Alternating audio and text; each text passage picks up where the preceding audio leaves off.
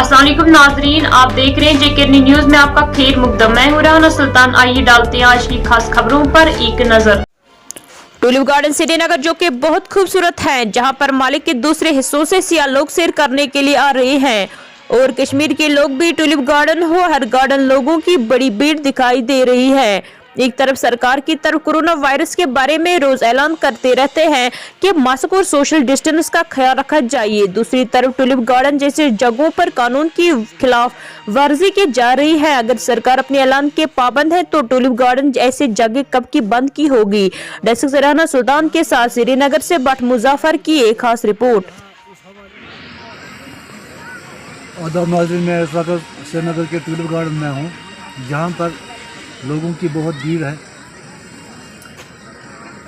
Tulip garden जहाँ पर लोग बाहर के लोग आ रहे हैं और यहाँ के भी दूर दराज इलाकों के लोग आ रहे हैं।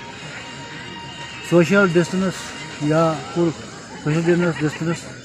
मास्क की कोई मतलब किसी को यहाँ पर नहीं लगा कर है।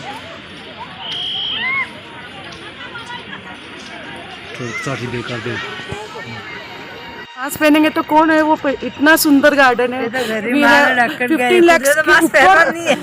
लाख के ऊपर फ्लावर्स है, फिर भी आप नहीं उसका एंजॉय करेंगे तो फिर आपका ट्रिप तो थोड़ा सा तो आपको दुख होगा। इसके लिए थोड़ा मास्क एक बार हम लोग से फोटो के लिए मास्क निकालते हैं, वापस पहन लेते हैं।